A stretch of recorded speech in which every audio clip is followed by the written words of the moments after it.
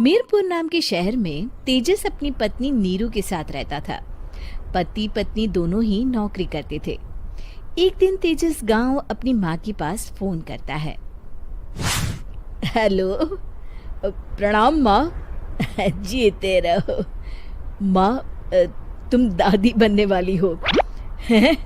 अरे वाह, ठीक है बेटा, मैं कल ही आती हूँ। जब माँ जी शहर पहुंची तो बेटे बहू ने बहुत अच्छे से स्वागत किया।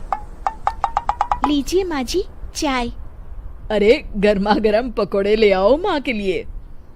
नीरू रसोई में गई और 2 मिनट में ही पकोड़े ले आई। जी ये लीजिए। बहू जादू से बनाए हैं क्या?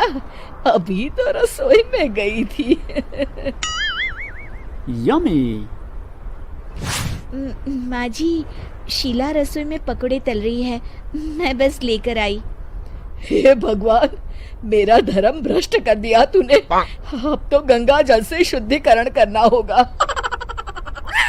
दूसरे दिन, माँ जी मैंने नाश्ता बना दिया है, ऑफिस जा रही हूँ। पर अभी तो घर का सारा काम पड़ा है।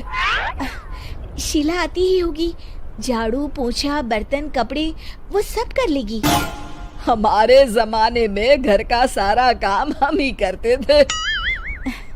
जी माँ जी, आप बहुत होशियार हैं, मैं घर ऑफिस दोनों नहीं संभाल पाती।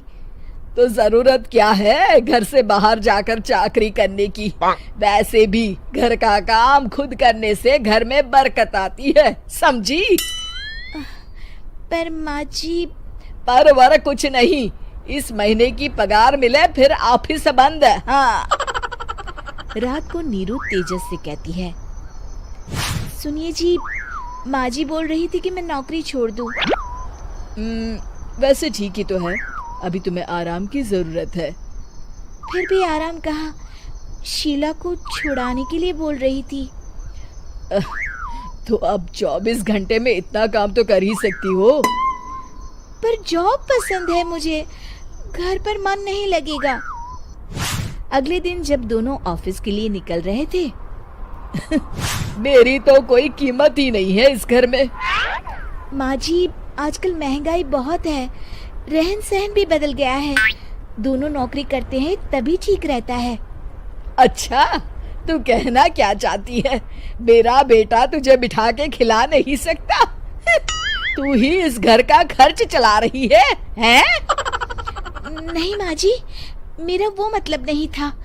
मतलब खूब समझती हूँ, ये बाल धूप में सफेद नहीं किए मैंने। हाँ।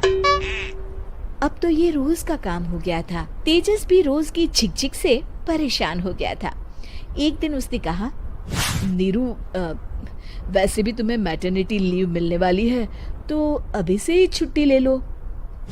पर क्या, मेरी सैलरी अच्छी खासी है। आखिर नीरू ने रिजाइन कर दिया। जब बच्चा हुआ तो घर में सब बहुत खुश हुए। कुछ दिनों बाद तेजस फाइल देख रहा था। क्या हुआ तेजस, कुछ परेशान लग रहे हो? हाँ, वो हमारी जितनी सेविंग्स थी वो तो हॉस्पिटल में और छठी के फंक्शन में खत्म हो गई है नीरू। और अभी वैसे मंदी चल रही है तो मैं बोल रही थी कल मुन्ना को हेपेटाइटिस का टीका लगवाना है। नीरू, क्या पोस्टपोन नहीं कर सकते? नहीं जी, बिल्कुल नहीं। अब तेजस को समझ में आ रहा था कि उससे गलती हुई है।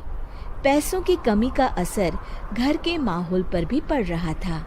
अगले दिन, बेटा मेरा चश्मा और ये दवाइयाँ ले आना, पर्चा देते हुए माँ जी ने कहा। जी।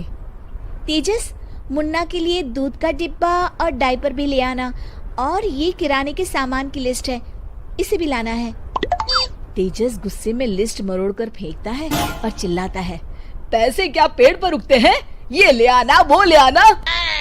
अरे पर ये जरूरत का सामान ही है। वो गुस्से में बिना कुछ कहे ऑफिस चला गया। अरे लंच तो ले जाइए। नीरू दौड़कर डिब्बा पकड़ाती है।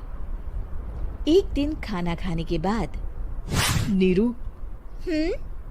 अब तो मुन्ना कुछ बड़ा हो गया, तो अब तुम वापस ज्वाइन कर लो ना जॉब। पर इस रिसेशन में जॉब मिलना बहुत मुश्किल है।